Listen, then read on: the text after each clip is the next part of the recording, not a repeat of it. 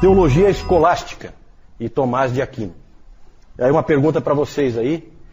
Quem souber responder não precisa mais vir. Está dispensado. A pergunta, famosa pergunta: quantos anjos podem dançar na ponta de uma agulha? Não sabemos se essa pergunta realmente foi tratada pelos teólogos escolásticos, mas poderia bem, perfeitamente ser. Porque o escolasticismo ele tem essa característica de propor perguntas assim, às vezes meio absurdas, né? Vamos tentar entender um pouco o que é a teologia escolástica. Teologia escolástica nada mais é do que a forma como a teologia era feita na Idade Média. Era uma técnica, uma maneira de se fazer teologia. Não foi sempre assim, isso aí foi uma invenção da Idade Média, fazer teologia dessa maneira. A teologia escolástica ela sempre se preocupa em ligar o seu estudo a uma filosofia. Então sempre há uma ligação forte da teologia com a filosofia. Historicamente, a filosofia grega mais próxima do cristianismo era a filosofia de Platão. Porque ela era mais mística, ela tinha elementos mais assim, próximos, vamos dizer assim, do cristianismo. Já um outro filósofo era bastante desconhecido no início da igreja, ninguém conhecia. Na verdade, ele acabou sendo conhecido muito por meio dos intelectuais muçulmanos, que tinham absorvido ele antes, que era o Aristóteles. E o Aristóteles, aos poucos, foi ganhando importância, e ele acabou, então, dando a principal base filosófica para a teologia nesse período. E ele é, então, importante para a teologia escolástica, a filosofia aristotélica. Para muita gente isso é muito estranho, porque Aristóteles nada tem a ver com a fé cristã. Ele tem uma série de pensamentos que não condizem com a fé cristã. Ele enfatizava, por exemplo, a eternidade do mundo, a mortalidade da alma, e ele não gostava nem um pouco da ideia de providência. Entretanto, os teólogos acharam que esse Aristóteles, a filosofia dele dava uma base para você sistematizar a teologia. Base essa que a Bíblia não dá, porque a Bíblia não trata de sistematização da teologia. A Bíblia não é sistemática. Nós sabemos disso. Ela não é dividida em capítulos por assunto, por subassunto. Não. Todos os conceitos estão misturados. E eles tinham essa preocupação com sistematização da teologia. Inclusive, já falamos várias vezes aqui, até a gente estava comentando sobre o livro O Nome da Rosa, e tem um filme, né? A gente estava falando que o filme, de repente, não é muito adequado para se assistir, por cenas ali que não são adequadas para cristãos. É um filme bastante antigo, mas a história do livro, principalmente, gira em torno de um monge que trabalhava o tempo inteiro para tentar se ver livre do segundo livro de Aristóteles. Era um livro que ele queria dar fim, ele queria que desaparecesse do meio da igreja. Certo? Então é interessante ali toda a ideia do Humberto Eco, lá, o autor do livro O Nome da Rosa, de ter esse monge trabalhando para tentar impedir a filosofia aristotélica de invadir a teologia. Mas realmente ela invadiu, e toda a teologia escolástica ela é baseada na filosofia do Aristóteles. E ela tem uma metodologia própria, que é mais fácil da gente entender, que é o método dialético. Vejam bem, gente, Aristóteles ele é muito mais científico do que o Platão. Para o Aristóteles ele tem que enxergar mais as coisas, tem que pôr a mão. As coisas têm que ser mais fatos. O Platão é mais místico. Isso foi importante não só para a teologia, mas foi importante para o surgimento das universidades. No início, todo o estudo de qualquer assunto, ele era muito pessoal. O indivíduo sempre estava envolvido naquilo que ele estudava. Com a filosofia aristotélica, começa a haver um desprendimento. Eu não tenho nada a ver com o que eu estou estudando. Eu estou estudando os fatos. A minha pessoa, não interfere em nada. Eu só vou analisar os fatos como eles são. Isso, até hoje, é verdade nas universidades. Certo? As universidades surgiram dentro da teologia escolástica. Esse é o tempo em que surgem as universidades. exatamente nessa época. Né? Não é à toa que você pega uma tese de doutorado e é aquela chatice, ninguém consegue ler.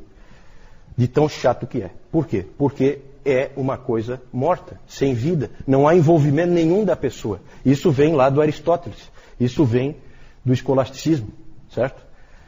A origem toda está aqui. A origem é, por incrível que pareça, é a teologia. A teologia de um determinado período. O método nessa época era o método dialético. Como é que é? Não é difícil de entender, não. Método dialético. Todos os trabalhos científicos naquele tempo, todos os trabalhos teológicos tinham que ser feitos por esse método. Ele é simples, não de fazer, ele é simples de entender. Você propõe uma pergunta, por isso até nós começamos ali com uma pergunta, então sempre o tema começa com uma pergunta, e aí são colocadas duas respostas contraditórias. Dois argumentos, um a favor, outro contra, ou numa direção, o outro na outra direção. E aí são alistadas opiniões de expoentes, de autoridades, para cada um dos pontos. Então, por exemplo, você podia escrever, usando o método dialético, você podia escrever, começando com a seguinte pergunta: o mundo é eterno? E aí, para dizer que o mundo é eterno, você pega Aristóteles. Para dizer que o mundo não é eterno, você pega a Bíblia. E aí você alista todas as opiniões a favor de Aristóteles e todas as opiniões a favor da Bíblia.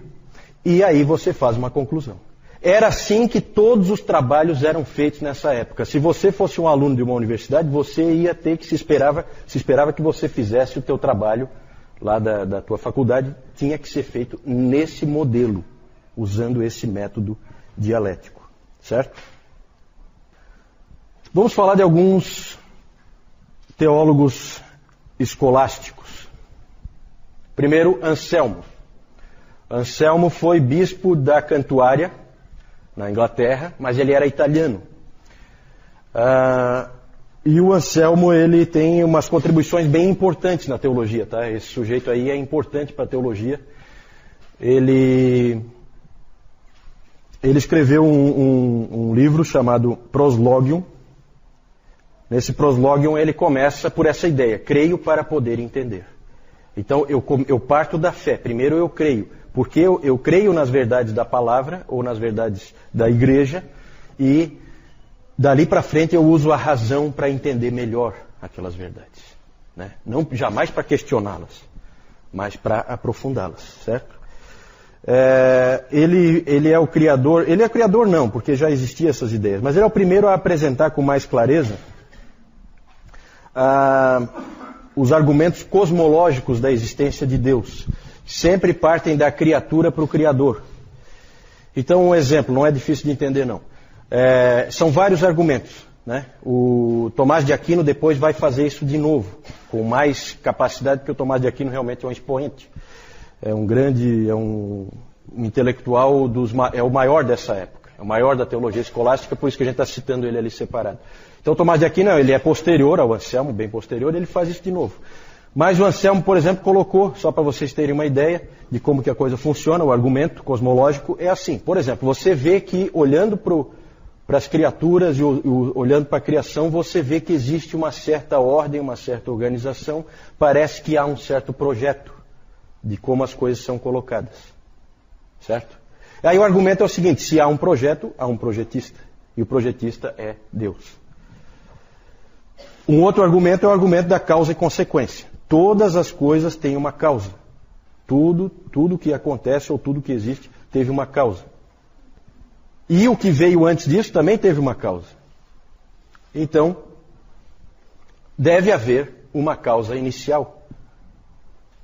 Você vai, né, de causa em causa até chegar numa causa inicial. Essa causa inicial é Deus. Então, esse tipo de argumento, esse tipo de raciocínio, o Anselmo fez nesse Proslogium. E um outro livro importantíssimo do Anselmo, que tem doutrinas que a gente crê hoje, que são importantes, é um livro chamado Cur Deus Homo. Cur Deus Homo, que significa por que o Deus homem. Por que o Deus homem? E aí ele trata da expiação. Ele trata do porquê de Cristo ser Deus e homem ao mesmo tempo. Qual a necessidade disso? E lá ele então estabelece toda a doutrina de que a morte de Cristo é substitutiva em nosso lugar para pagar uma dívida para com Deus, uma dívida de pecado que nós temos para com Deus. Gente, havia muitos outros pensamentos nessa época, né? Um comum era acreditar na expiação como um pagamento de uma dívida para Satanás. Então você pagava para Satanás. Esse era um outro pensamento da época. E o Anselmo não, Anselmo estabeleceu que não, é uma dívida para com Deus. Só que tem um problema. O homem então precisa pagar porque ele é o devedor e ele é o pecador. Só que só Deus é santo, puro, sem pecado e é infinito, a dívida é infinita. Porque foi feita contra um Deus infinito, o pecado foi contra um Deus infinito. Então, o que acontece? O homem tem obrigação, mas não tem habilidade. Deus tem habilidade, mas não tem obrigação. Então, precisava haver a figura do Deus homem, que fosse ao mesmo tempo Deus e ao mesmo tempo homem, o único capaz de pagar a dívida. Porque daí nele está a obrigação e nele está a habilidade. Certo? É mais ou menos isso, né? Claro que é muito mais elaborado, aqui eu estou dando um resuminho para vocês, né? Mas o Anselmo sempre creio para poder entender. Num outro lugar, na França, que isso aqui é na Inglaterra, na França, em Paris, um sujeito chamado Abelardo, uma figura única também na história da igreja, um indivíduo enigmático, um indivíduo brilhante, um sujeito que era um superastro, simplesmente um superastro no seu tempo. Todo mundo conhecia Pedro Abelardo. O Abelardo, ele era considerado o debatedor invencível. Ele vencia qualquer pessoa em qualquer assunto num debate. Hoje, para nós, isso aí é uma coisa assim que não apela muito, né? Na época, ele era simplesmente uma superestrela, esse Pedro Abelardo. Vinha gente de todos os lugares para ver o Abelardo em ação. Esse Abelardo, a história dele, talvez alguns conheçam, é uma história meio triste, depois nós vamos falar disso, bastante triste. Mas ele veio com um outro conceito, diferente do Anselmo. Ele veio com a seguinte ideia: eu preciso entender para que eu possa crer. Já é um conceito bem mais dos nossos dias, né? Ele disse, ele duvidava, ele disse assim, ele disse que duvidando é que se faz as questões certas e respondendo-as é que se chega à fé.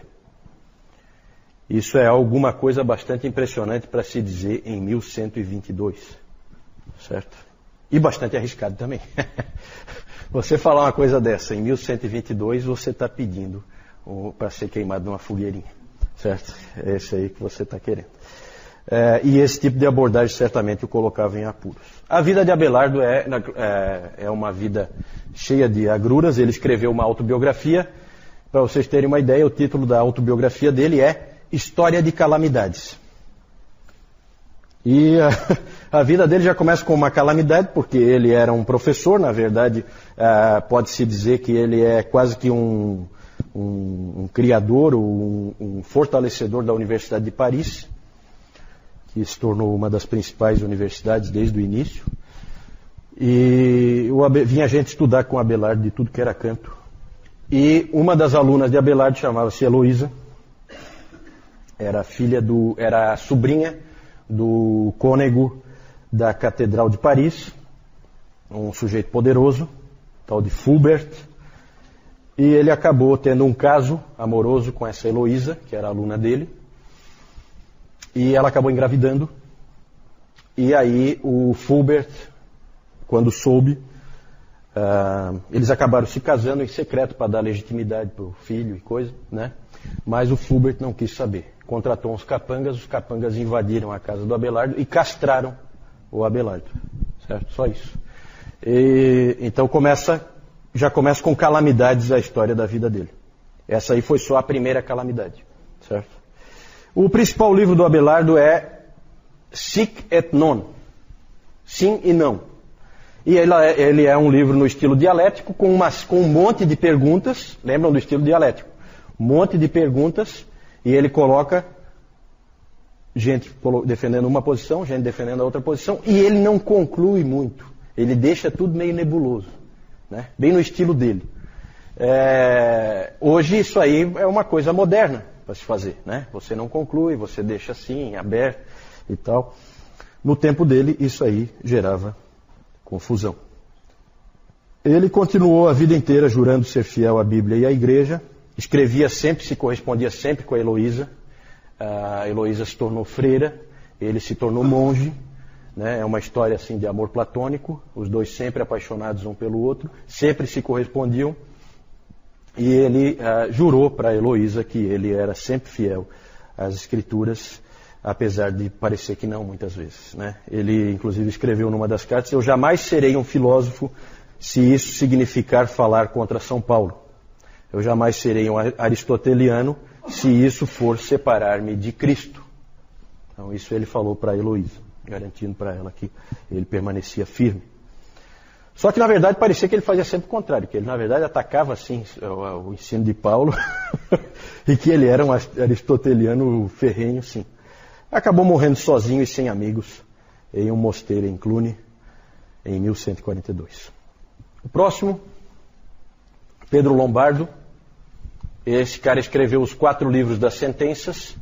Então é muito comum esses livros de sentenças na Idade Média, porque é exatamente isso que os caras fazem nos livros. Por causa do método dialético, eles copiam sentenças, citações, frases de outros autores, um monte de cópias de frases de outros autores. O que o Pedro Lombardo fez foi escrever esses 4 livros das sentenças, que eram essas frases colocadas de uma maneira, frases dos pais da igreja, frases de tudo, filósofos, frases de tudo que é fonte, colocadas de uma maneira sistemática. Certo? Por capítulos. Assunto tal. Agora, né? Na verdade, esse livro, 4 livros das sentenças, é o livro de teologia da Idade Média. Para você ser um teólogo na Idade Média, você precisava dominar esse livro aqui, né? O Alistair McGrath disse que esse é um dos livros mais chatos de se ler que já foi escrito. Pode até ser, mas que era o livro de teologia que todos tinham que conhecer, era. O Calvino cita o Pedro Lombardo umas 100 vezes, mais ou menos. Mas jamais favoravelmente como ele fazia com Agostinho, né? Ele não era tão bonzinho com esse Lombardo, não. Uma frase do Calvino que tem referência ao Pedro Lombardo. Quando Agostinho clareia algum ponto, Lombardo trata de obscurecê-lo. E se há algo minimamente contaminado em Agostinho, e o Agostinho tinha bastante coisa contaminada, e o Calvino sabia disso, então ele fala, e se há algo minimamente contaminado em Agostinho, Lombardo o corrompe completamente. Então, não é muito amigável, né, a maneira como ele coloca. Vamos falar do próximo. Tomás de Aquino. Vejam que ele é posterior, né? Ele vem bem depois, mas ele é o grande expoente da teologia escolástica e, sem sombra de dúvida, o principal teólogo católico romano de todos os tempos. Certo? Ainda hoje é. Quando nós falamos sobre os séculos de destaque de cada um dos grandes ramos do cristianismo, nós falamos que o século IV é o século principal para a Igreja Ortodoxa Oriental. Nós falamos que para o protestantismo é o século XVI. E nós falamos que para o catolicismo romano é o século XIII. Não por causa do século em si, mas por causa de quem viveu nele. Certo? Tomás de Aquino. Quando menino, ele era apelidado pelos colegas de o boi mudo. O boi mudo. Porque ele era um menino muito... Sabe como é que é gurizada no colégio, né? Então eles não perdoam, né? E aí ele parece que ele era muito grande e ele era sempre quieto, nunca falava nada nessa época, né? Então ele era o boi mudo. Hoje ele é conhecido como Dr. Angélicos, título que ele recebeu na Igreja Católica, o principal teólogo do catolicismo. O principal livro dele é esse aí, Summa Theologiae, que quer dizer sumário da teologia. Certo? Então é um resumo, sumário aí, um resumo da teologia. Na verdade, se você pega hoje esse livro, vai numa biblioteca e você vai ver, ele é em diversos volumes, certo? Esse sumário, não sei que raio de sumário é esse. Ele disse que esse livro ele escreveu para iniciantes em teologia, certo? Então são diversos volumes, nas versões modernas hoje são mais de 4.000 páginas, certo? Mas é para iniciantes em teologia. Então, tá, Moisés? Para tu fazer um cursinho aí, né? Na verdade são 512 questões, sempre usando, né, o método dialético, certo? E ele vai trabalhando aquilo com extrema sistematização, né? Falou em teologia sistemática, falou em Tomás de Aquino. Um indivíduo extremamente capaz. Essa aí é a grande obra dele. Ele completou essa obra em 1272. Quem lê a Suma vê um exemplo de teologia escolástica. Ela é totalmente impessoal e monótona, certo? Porque é assim o estilo, né? Lembra lá da tese de doutorado? É aquela chatice ali. Depois, quando a gente vai ver Lutero e Calvino, é completamente diferente. Você lê um Lutero, aquilo é uma coisa viva, chega a pulsar na tua mão. É totalmente diferente. É uma quebra com essa teologia aí, certo? É a vida ali. Isso aqui não tem vida nenhuma. É uma coisa morta. Então, a teologia escolástica sempre tem essa característica de uma coisa meio morta. O Lutero dizia que só a experiência faz o teólogo. Para ele, você tem que viver para ser teólogo. Depois nós vamos falar do Lutero. Estamos chegando, né? Domingo que vem nós vamos falar do Lutero. O Lutero alegava que a teologia de Tomás de Aquino era desprovida de vida. Ele admirava a vida cristã do Tomás. Não gostava da teologia, mas admirava o homem Tomás de Aquino. Lutero era professor, né? Você tem que lembrar disso. Ele era professor. Então, para os alunos dele, ele contava que toda vez que o Tomás de Aquino era elogiado, e ele era sempre elogiado, porque ele era simplesmente um gênio, ele fazia o sinal da cruz debaixo da batina por causa do pecado do orgulho. O Lutero sempre contava essa história.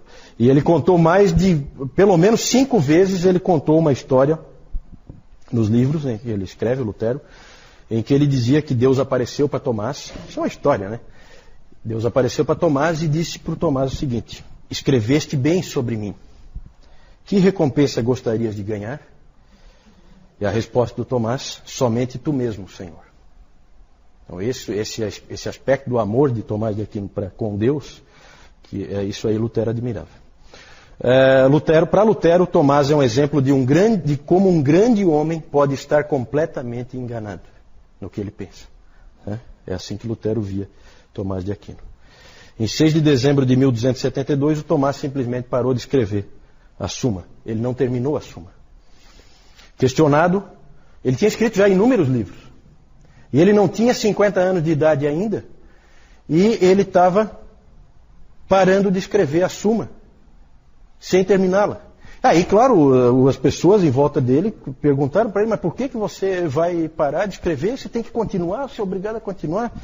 Aí ele disse que ele não podia continuar porque ele sentia que tudo que ele tinha escrito era palha. Como eu disse, Tomás é o principal teólogo do catolicismo romano e é admirado também por alguns protestantes, como John Gerstner, como R.C. Sproul. Eles admiram também o Tomás de Aquino, apesar de evidentemente não concordar com ele em tudo. O Lutero admirava ele, como já falei, como cristão, mas não como teólogo, e o Calvino praticamente ignorou Tomás. O Francis Schaeffer atacou, fez duras críticas ao pensamento de Tomás de Aquino. O que dizer, para a gente encerrar esse período e irmos para o nosso lanche, o que dizer do escolasticismo? O que tem de bom? Trouxe coisas boas e coisas ruins, como sempre. O que tem de bom? Bom é a centralidade que ele deu à teologia. Nessa época, uma universidade, certamente, ela teria o departamento de teologia bem no centro da universidade. Todos os outros departamentos são secundários, são de segunda linha. O principal é a teologia. A teologia é a coisa mais importante que existe. Isso o escolasticismo enfatizou bem. O que isso fez? Fez com que os maiores gênios que havia naquele tempo, todos eles fossem teólogos. Certo? Levou eles para a teologia. Isso, evidentemente, impulsionou a teologia. O problema é que a teologia se distanciou das pessoas. professor Calhoun diz que é uma grande época, essa época aqui, na teologia, mas é uma época muito fraca na pregação. Não existem pregadores. Isso faz com que o que os teólogos estudam não chegue às pessoas. Isso é sempre um problema na igreja. Não adianta nada você ficar lá com uma coisa árida e que acaba não chegando nas pessoas. Então esse foi certamente um problema. É uma coisa que fica longe do homem comum. Um pensador do fim da Idade Média comparou os escolásticos com médicos que depois de estudarem a medicina e se prepararem e estarem prontos para curar as pessoas, eles então se sentam e ficam conversando enquanto as pessoas morrem de peste negra. Certo? Era assim que ele via os teólogos escolásticos. Um aspecto interessante, já que no início eu pus aquela pergunta de quantos anjos podem dançar na ponta de uma agulha, esse aí a gente não sabe se houve esse debate, mas um debate que houve, para vocês terem uma ideia, da aridez e da perda de tempo que às vezes o escolasticismo tinha, é um debate que ocorreu numa universidade da Bélgica, em 1493, já bem depois disso aqui, em que a pergunta, método dialético, sempre começa com uma pergunta, a pergunta era a seguinte: 4 orações de 5 minutos, tá? Valdir, depois para você pensar aí, depois do intervalo o Valdir vai nos dar a resposta. 4 orações, no método dialético, tá? Então você pergunta aí para o Newton, para o Moisés, o que é que eles acham, daí você escreve, né? Depois você traz uma conclusão. A pergunta é a seguinte: 4 orações de 5 minutos em 4 dias consecutivos tem mais chance ou menos chance de ser respondido do que uma oração de 20 minutos? Isso gerou um debate longo, certo? Entre grandes teólogos ali daquela universidade, tentando responder essa pergunta. Tão relevante, importante, né? Por isso que aquela pergunta do início dos anjos dançando na ponta da agulha não é tão impossível de ter sido debatida nesse tempo, tá?